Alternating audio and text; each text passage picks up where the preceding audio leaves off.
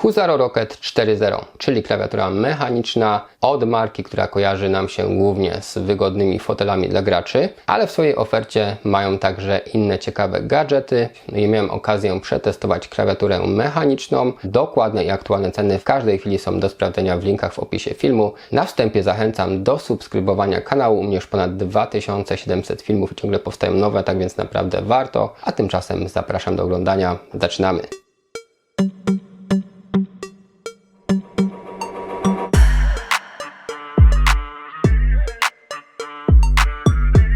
Huzaro Rocket 4.0, czyli klawiatura mechaniczna w ofercie tej marki. Jakiś czas temu był u mnie test słuchawek, które również były ciekawe i w swojej cenie całkiem udane. Natomiast co można powiedzieć o tej klawiaturze? Na chwilę obecną cena to około 250 zł i mamy do czynienia z klawiaturą mechaniczną. A mamy tutaj przełączniki Outemu Brown o żywotności 50 milionów kliknięć. Są także LEDy z RGB, dodatkowe dolne LEDy, software, anti-ghosting i kilka innych ciekawych cech. Chociażby wyposażenie samego zestawu. Przede wszystkim jest tutaj instrukcja, w której mamy opisane podstawowe funkcje. Są także naklejki. No jest też bardzo fajny bonus w postaci dodatkowych nakładek na klawisze WASD oraz na kursory. Jest też narzędzie do zdejmowania nakładek. Natomiast te nakładki to takie klasyczne double shoty, czyli nakładki podstawowej jakości, ale zawsze można sobie tą klawiaturę trochę spersonalizować. Natomiast mamy tutaj standardowy układ do klawiatur mechanicznych, czyli tak zwane nakładki typu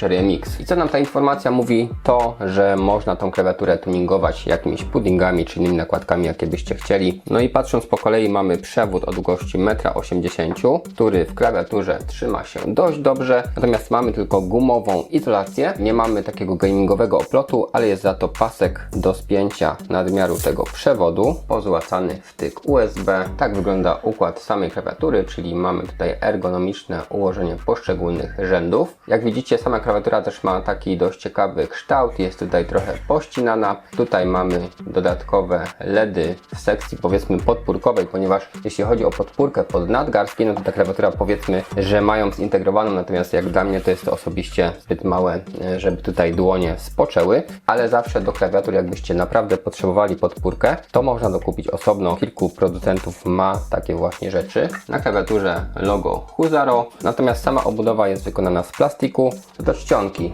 jeśli klawiatura nie jest podłączona, no to nie jest ona jakaś mega czytelna, ponieważ sama czcionka jest dość drobna. Natomiast te oznaczenia to są wycięcia, a nadruki mamy tutaj takie niewielkie na klawiszach multimedialnych, natomiast klawisze są dość szeroko rozstawione i nakładki wyprofilowane, dzięki czemu palce trzymają się tutaj bardzo dobrze. I mamy standardowy układ US, czyli dwa długie shifty, mniejszy enter, ale za to długi backspace.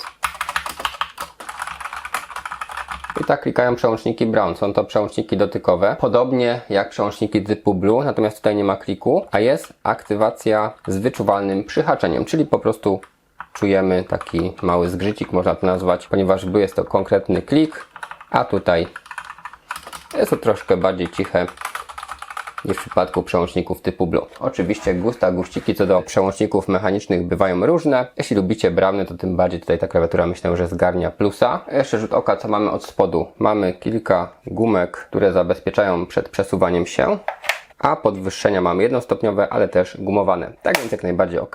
A co do klawiszy multimedialnych, to po kolei mamy tak. F1 to jest odtwarzacz, ciszej, głośniej, wyłączenie dźwięku, stop, do tyłu, play, pauza, do przodu, czyli standardowe funkcje. A tutaj mamy klienta poczty, przeglądarkę, mój komputer i kalkulator. A jeśli chodzi o blokadę klawisza Windows, to oczywiście FN plus Windows. I co do stabilizatorów, mam tutaj plastikowe stabilizatory. Widzicie przełączniki, są to boksy. Pod spodem mamy metalową płytę i dopiero poniżej jest PCB. No i widzicie w tej chwili też nakładki, które mają nieco bardziej chropowatą fakturę niż te, które są dołożone do zestawu, ponieważ te są absolutnie gładziutkie, a te posiadają delikatną fakturę, ale są to też nakładki typu double shot. Czyli jak chcemy sobie tuningować, bierzemy to narzędzie z zestawu, wkładamy, kliknie, wyjmujemy nakładkę i wystarczy dobrze i dokładnie docisnąć, tak żeby nie wystawała.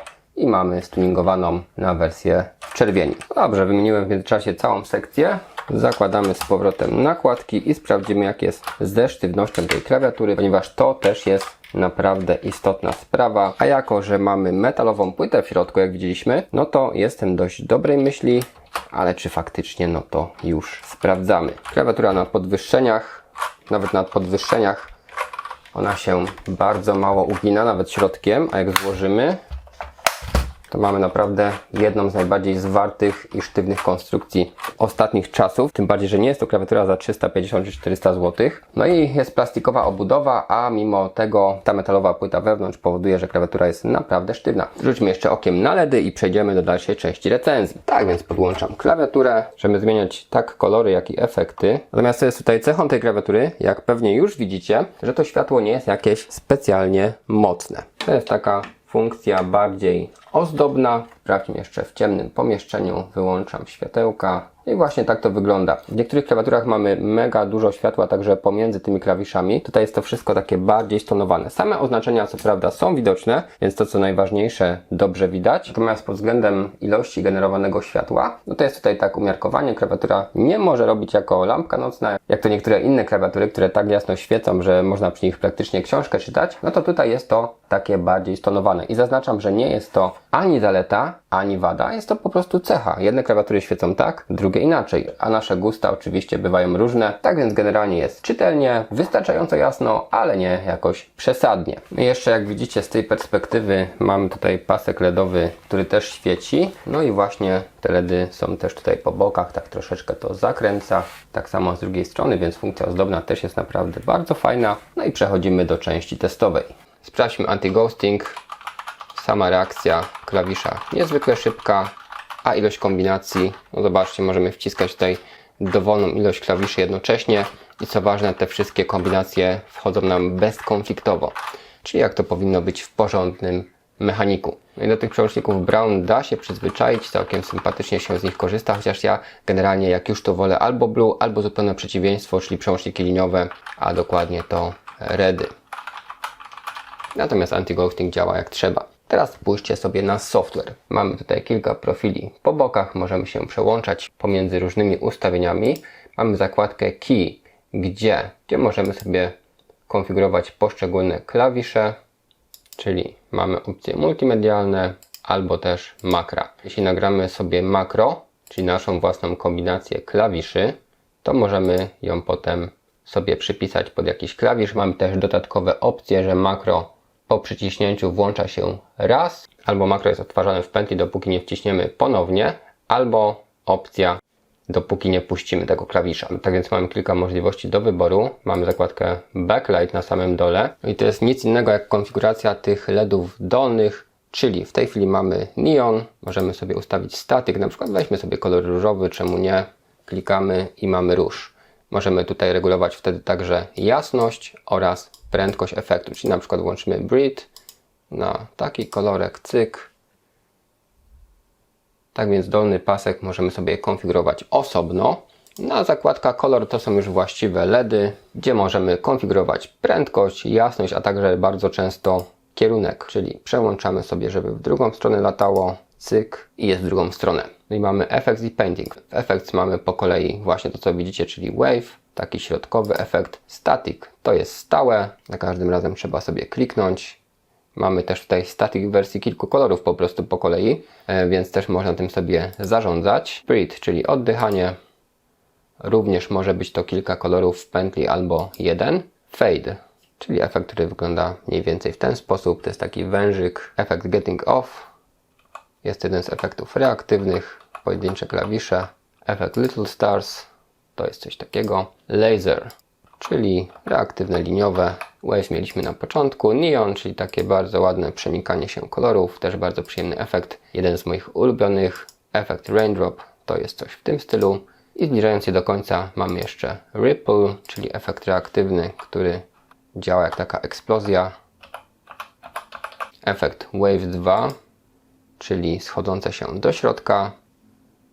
Też bardzo ładne. No i mamy efekt Swirl, czyli takie tornado.